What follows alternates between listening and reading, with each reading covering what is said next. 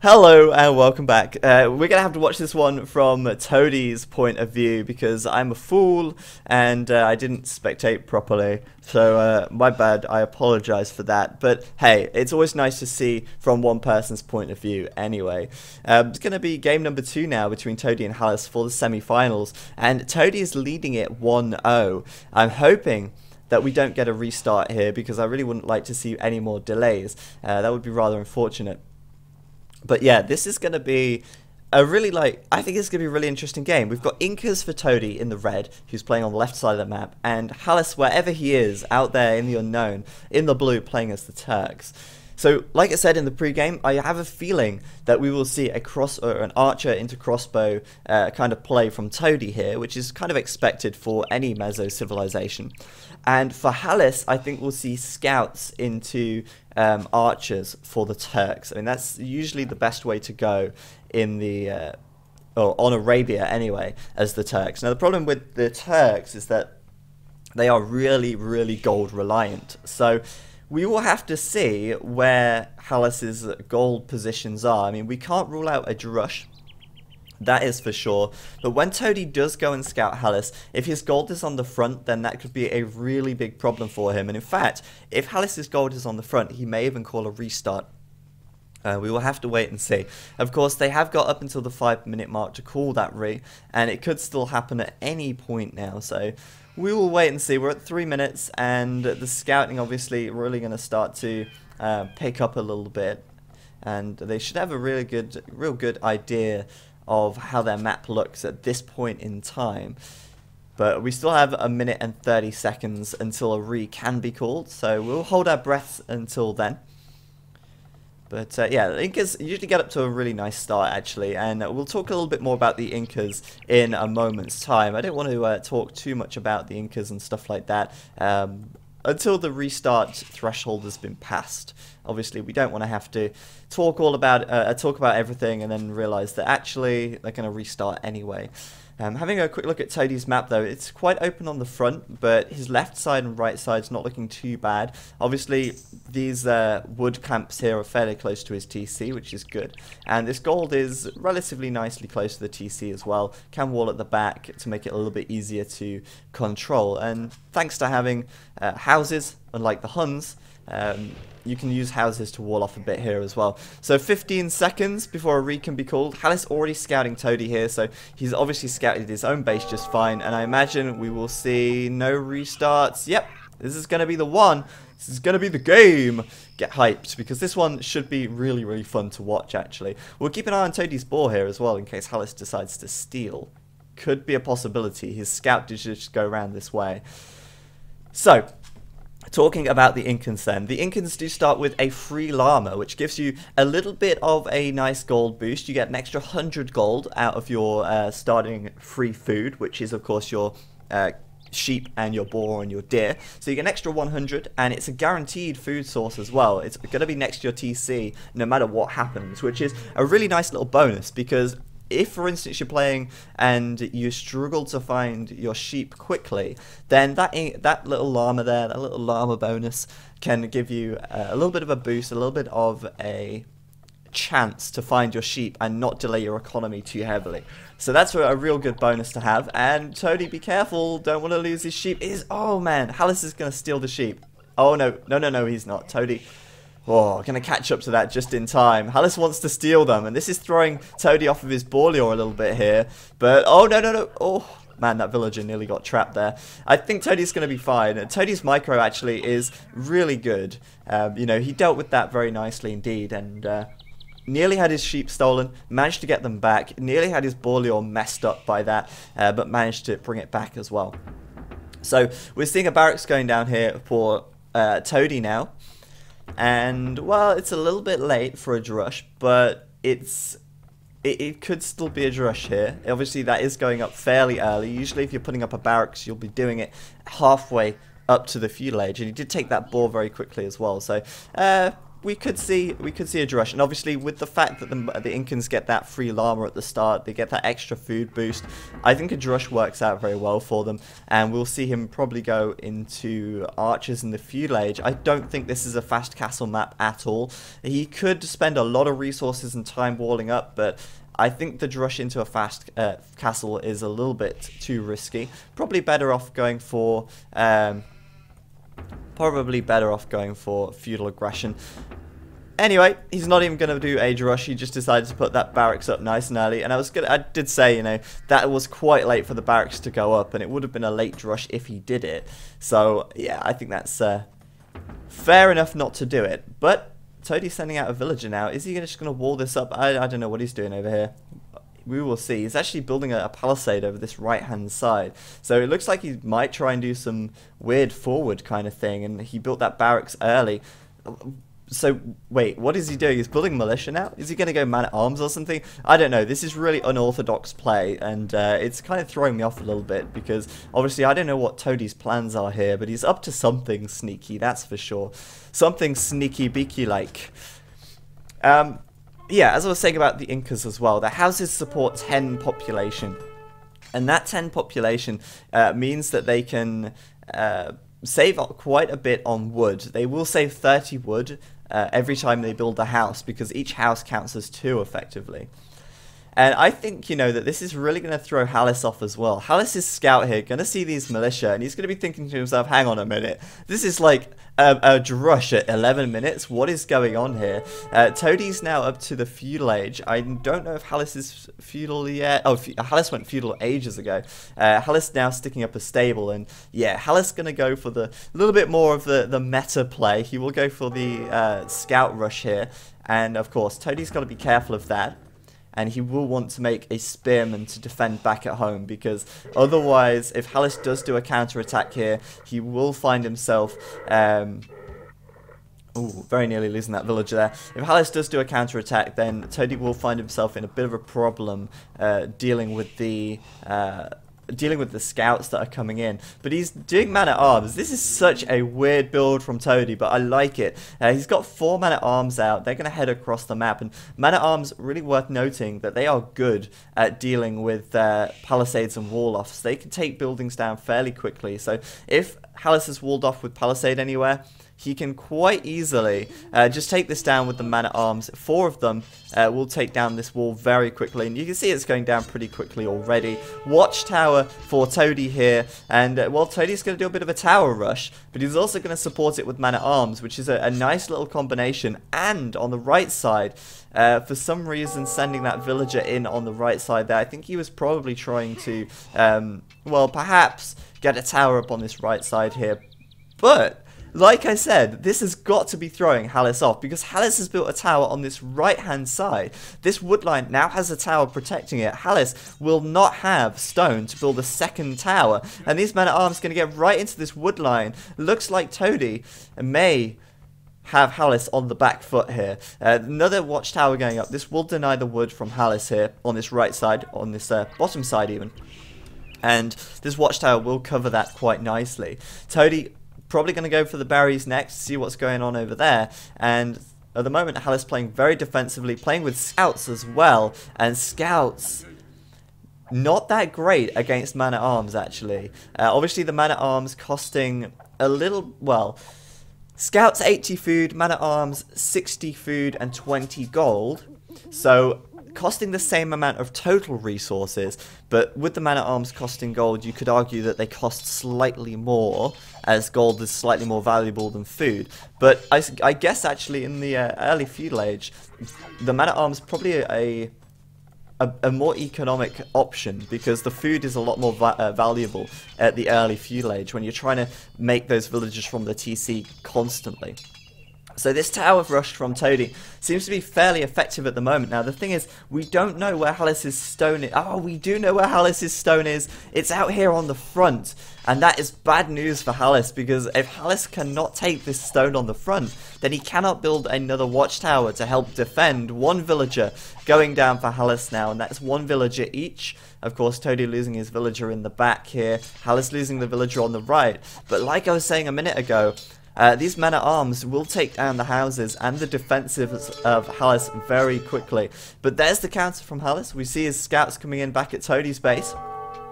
But Toady has prepared. There are a couple of spearmen here to defend his economy. And Hallis going to have a very difficult time doing a lot of damage here. It's going to be tough. I mean, against spearmen, the scouts will die very quickly. The only advantage that the scouts have is speed. And Toady's got his spearmen here as well. One scout going down. And I've got to say, this is not looking good for Hallis at the moment, really, is it? Another watchtower going to go up. And we can see that this stone is not being taken. This stone could be taken by Hallis. But if Hallis doesn't take stone now, he's going to really struggle getting any defenses up against this watchtower. And we've already seen how Hallis struggles to play from a defensive position. And Toady at the moment with a 1,800 score lead, or almost 2,000 score lead now, really pulling ahead and doing a fantastic job this game so far. Really well done by Toady. And I've realized this series, all I've said is really. I mean, I say really a lot, and I need to stop with that because it's annoying me. So it must be annoying you as well, right? Toady with the 2 archery ranges forward and going to get his man-at-arms around the back. Now, archery range is a good choice, obviously. They won't cost him any food to make military with. As if he goes for archers, they will be food free, which is all well and good for getting up to the castle age. And Toady's just got his man-at-arms here to scout out and see what he can see. Will he pick off another villager? It's probably not going to be possible with that watchtower there. Redeeming factor of this watchtower is that it does cover this gold as well. But the question is, will Hallis take this stone? And if he doesn't, like I said before, he could be in for a real big, a real large amount of trouble because he cannot put any counter towers up to the towers from Toady. And this is a really nice tower rush from Toady, throwing Hallis off in all different directions so far. So 2 more villagers coming over for Toady now, and he will put up a watchtower on this wood line, which will be out of range of this tower as well, which is good.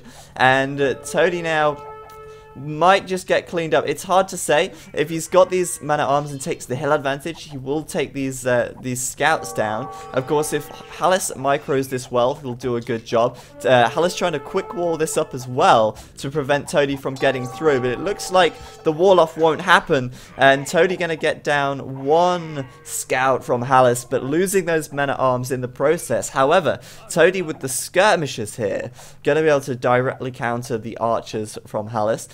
One problem that that Toady has is the scouts, and he may want to add a spearman or 2, send a couple of spearmen over from his base. It'll take a while for them to get there, but it's probably worth it in the end. And more towers going up for Toady here. Now, I'm not sure what happened on this top side, but Toady did get taken down. And my guess is that Hallis has walled this area off. He's got archers here, and he may not be taking this stone because we didn't see a mining camp, but he is going to be making archers up this area, so it does mean that this tower will not work for Toady.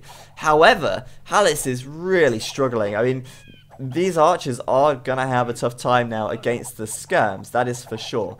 But looking at the scores, Hallis is starting to pull it back slightly in terms of score anyway. It is still 100 score difference, but Hallis, if he clings to his hill and if he makes the right units, could deal with these skirmishes. He needs more scouts though, and archers at this point in time are not going to cut it. Toady also has the fletching upgrade done, so big problems for Hallis. And I really thought maybe he would pull it back there, but after losing that army, I take that back. He really doesn't have enough scouts to do this. And if we have a look at his map, he must have so little space at the moment. I mean, he must be building out here now. You'd think, yeah, he must have a lumber camp here. We can see these trees starting to be cut. So Hallis bringing in his villagers to fight, and that's no good because they're going to get taken down. Obviously, they will work as a little bit of a meat shield against skirmishers, but Hallis throwing the villagers away at the moment, and that is really not good for him.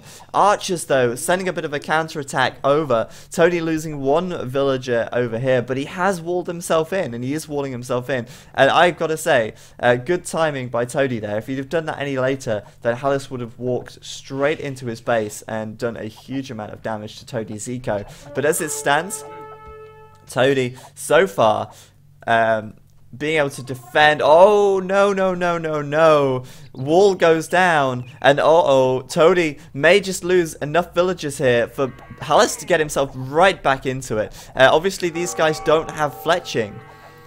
But Toady could find himself in a tough position. This house will go down, and that will allow access to the back of his base. Toady has to react somehow to this. He's got no buildings back at home here, and that is, of course, one of the big problems with playing a forward strategy, is that you cannot send those units back easily. You've got no military production to use at home, and obviously spearmen are not going to cut it. Anything that Toady can make from the barracks here is not going to stand up to these archers. So good play by Hallis, going for the counter-attack, even though he's under a lot of pressure at home here. And well, he's got absolutely free reign in Toady's base. This could actually cripple Toady here, and at the moment Hallis's eco is probably safer than Toady's, because, as I say, Toady has no answer at the moment. He's put up an archery range as quickly as he can, but I think panic mode probably setting in here as he tries to get his villagers back to safety and loses many villagers in the process. More villagers going to get taken down here as they run towards that town center, and Hallis takes the score lead once again in this game, and I've got to say, fantastic little comeback there from him, and that could be enough of a disruption to absolutely screw him over. Toady bringing the wolves back with him, and those wolves will actually kill his skirmishers by the looks of things. Bad news for him. Hallis just getting more kills by the second, and the problem for Toady here is that he cannot take wood, and Hallis is just heading him off in every direction. I think we may just see a GG any moment now, because this is an absolute massacre in Toady's base. Hallis with a fantastic little comeback as he massacres these villagers, and with the fletching now done as well, I mean, he may as well just suicide these archers and take as many villagers down as he can.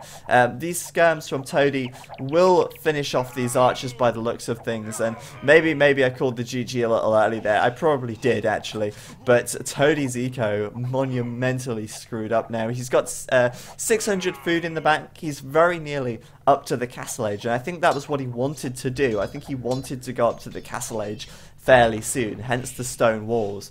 But having to send all those skirmishers back, having to get absolutely screwed over with his economy there, has cost Toady a huge amount of time. And, well, it may be very difficult for him to go upward at this point. So Hallis now just calling a little bit of a pause, so we're going to have to deal with the pause very quickly. And I wonder what Hallis's eco looks like. Obviously, I messed up spectator, so I'm actually I'm actually specking Toady only. I can't see what Hallis is doing. But I've got a feeling that he's got eco back here. You know, you can see he's clearly got a lumber camp here. He might have a mill back here as well, because you can see at the moment he's got very little food income. He must have a mill or something around this area, and that is where he's going to be getting his food from. Hallis's score was ahead, and then it dropped. Now, he could have just lost all that score because of losing those archers, but he could be up to the castle age. It is viable. We've seen that Hallis has got +1/+1 on his archers, and we've seen that he has got secure gold here as well. So if Hallis has a mill back here, it could very well mean that Hallis will be up to the castle age fairly soon.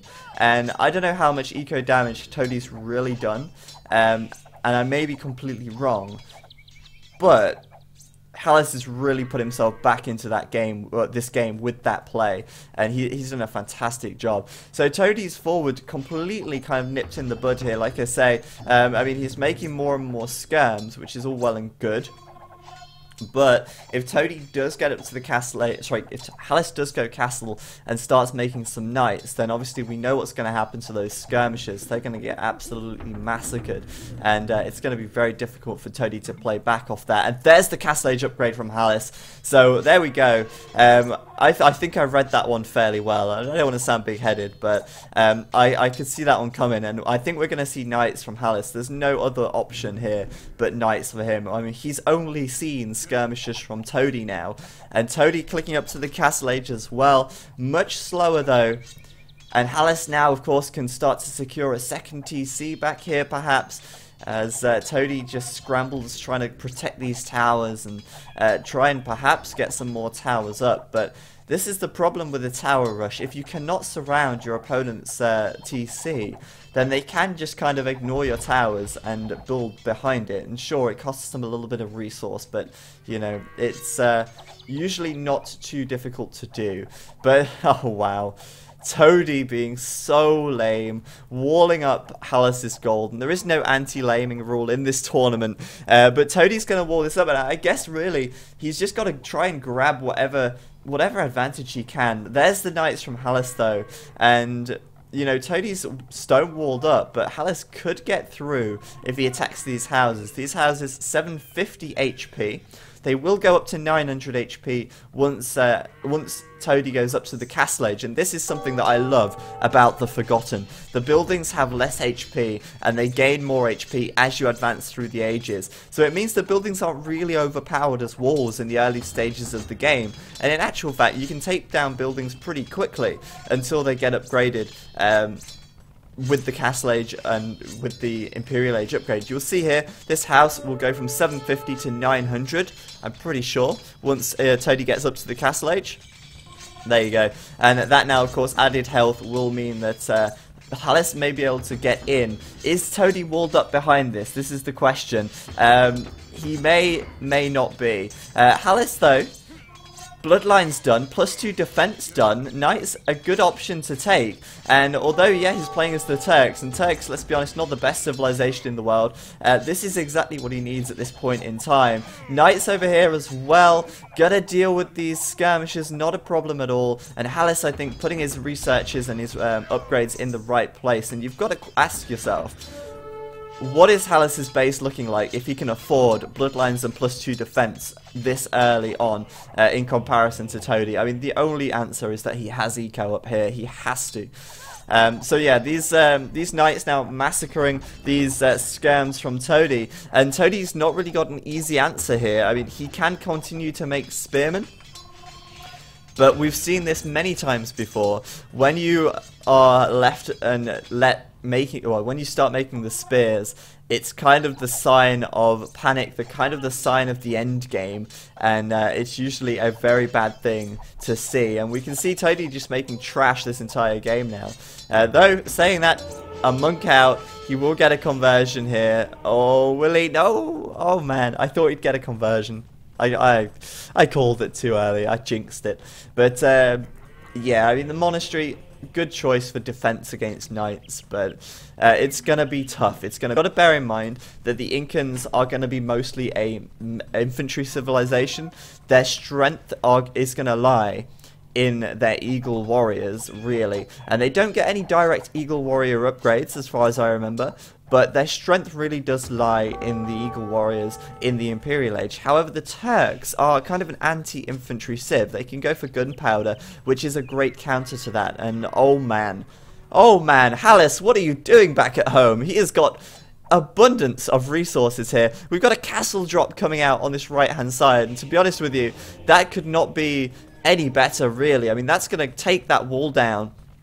It's going to give Hallis the opportunity to push in, and we've got a mangonel out now as well for Hallis. So siege coming out, castle coming up, and really, I want to see Hallis's eco because he's played this one really well. I mean, I've got to give it to Toady. He's done a fantastic job on this forward, and he really played quite unorthodox and really kind of confused me and confused Hallis as well. But Hallis's comeback here has been something else. This castle now will take down these walls, and once again Toady's going to be wide open, pushed away from the gold, which is probably the worst thing that could happen when you're up against knights and you need the monks. So Toady putting up a castle of his own to defend, but this is looking really bad. He's struggling to keep his ground, to hold his ground here.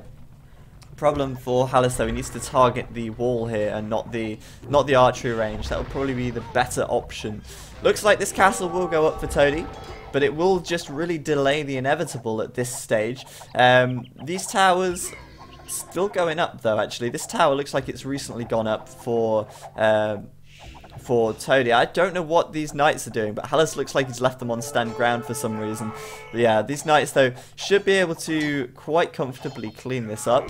And then it's just a case of taking the towers down with the mangonel here, as Hallis will be able to repair that with the villagers, of course. So, 1,000 score lead now for Hallis. We've got Janissaries out, and I don't think there's anything, really, that Toady can make at this point that will be effective against this army composition. Janissaries are good at killing monks, actually. Janissaries are a good monk killing unit because they have 8 range compared to the 9 range of the monk, which is, it is less, but because they have such high attack and the monks have such low HP, you know, 3 Janissaries walk into range, kill the monk, and get out of range very quickly. You'd be surprised just how effective they can be. They are really good at taking down monks and great at raiding economies as well. The Janissary is just a fantastic unit all round. Well, not all round, but I mean, they do have their weaknesses, of course, but they're just a fantastic unit. So yeah, as like I say, Toady really delaying the inevitable here. Well, Hallis is pretty much in. He's got to take down this one house, and these knights will be stomping all over Toady's land. And yeah, look at this. This eco from Hallis is all the way up here. It's looking good for him, I've got to say. And his score now really starting to pull ahead even further. Will Toady get this wall off? Yes, he will. Just getting that one there. And like I say, really just delaying the inevitable. He can make as many monks as he likes, but it's going to be tough for him to stop this at this point now. I think that we won't see this go to the Imperial Age, but if we do, Hallis is going to be there first, and you know, I mean, this castle will be a pain to take down. There's no doubt about that. I mean, it's going to take 6 or 7 rams to take that down comfortably. But with this mangonel here, with these mangonels here, with this amount of knights, I don't think Toady has anywhere near enough monks. And there's the GG from Toady, and Hallis will take the second game. A fantastic play by Hallis there, and even better, I've got to say, than the last game. I mean, he did that one really, really well. And all that eco up in the north, like I suspected, bringing Hallis really up to par there, enabling him to just ditch this TC and say, hang on, I'll just leave that one and build up in the north. So a very, very nice forward from Toady. That was a really fun game, actually. And he did a great job of pressuring Hallis very early on. But Hallis's comeback was brilliant, and I don't know, if it wasn't for that hole in the wall of Toady here, I don't know if Hallis would have come back that comfortably. I think Toady may have kept the pressure on and done enough damage to maybe make this game last a little longer, or maybe even win it. So yeah, very well played by both, and that was really fun to watch. So let's go back.